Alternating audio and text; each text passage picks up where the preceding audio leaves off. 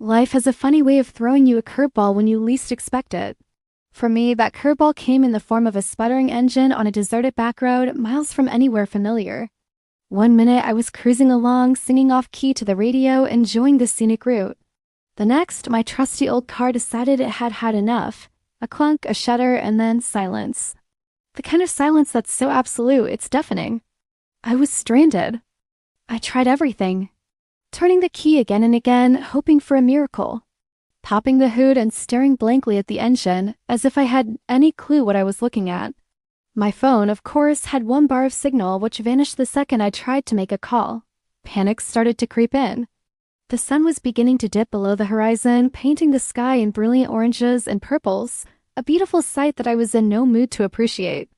It was just me, my dead car, and the quickly approaching darkness. Just as I was resigning myself to a very uncomfortable night in my driver's seat, I saw it. A faint glimmer of light twinkling through the trees about a half-mile down the road.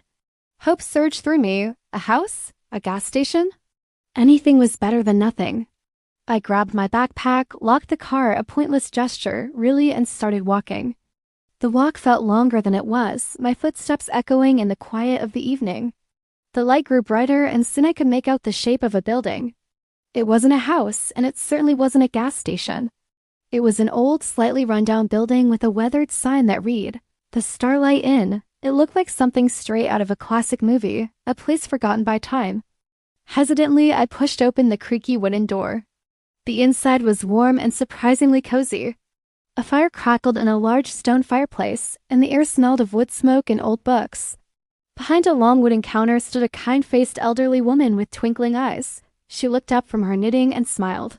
"Bit late for a traveler, aren't you?" she asked, her voice raspy but gentle. I explained my situation, the car breakdown, the no-signal phone. She just nodded knowingly, as if she'd heard the story 100 times before. "Well, you can't stay out there," she said. "We've got a room for you. George can take a look at your car in the morning. He's a miracle worker with engines." My room was simple but clean, with a quilt on the bed that looked handmade and a window overlooking the dark forest. I was exhausted, but my mind was buzzing. Downstairs, in the inn's common room, a few other guests were gathered. There was a young couple on what they called a digital detox honeymoon, an older gentleman who was a traveling book salesman, and a musician with a guitar case who was just passing through.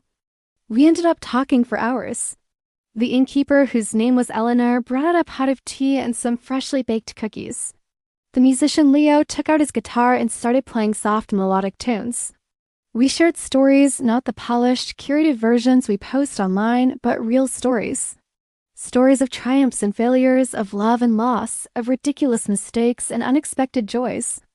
The book salesman, Arthur, had a story for every occasion, each one more fascinating than the last. The honeymooners, Chloe and Ben, talked about their dream of opening a small, sustainable farm. I even found myself opening up, talking about my own life, my job, my dreams, things I rarely discussed with anyone. There were no phones, no distractions, just human connection. I realized that if my car hadn't broken down, I would have just driven on, completely oblivious to this hidden gem and the wonderful people inside it. I would have been home, scrolling through my phone, feeling that familiar sense of being connected to everything and yet truly connected to nothing. But here in this strange, unexpected place, I felt a genuine sense of community. The next morning, just as Eleanor had promised, a cheerful man named George showed up. He took one look under my hood, tinkered for about 10 minutes, and like magic, the engine roared back to life. It was a loose battery cable, a simple fix. I offered to pay him, but he just waved his hand and said, "Eleanor's guests are my guests. Just pay it forward." As I was getting ready to leave, I felt a strange sense of reluctance. I exchanged numbers with Chloe and Ben, and Arthur gave me a signed copy of a poetry book. Leo played a farewell song on his guitar. Eleanor gave me a warm hug and a small bag of her famous cookies for the road. Driving away from the Starlight Inn, I felt different. The stress and panic from the night before seemed like a distant memory. It was replaced by a feeling of warmth and gratitude.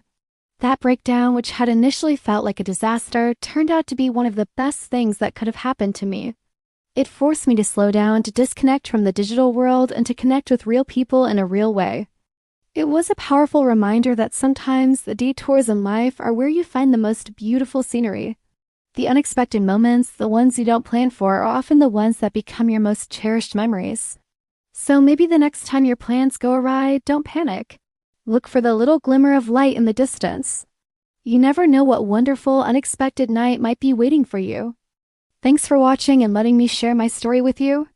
If you've ever had an experience where something went wrong but ended up being amazing, I'd love to read about it in the comments. Don't forget to like and subscribe for more stories. See you next time.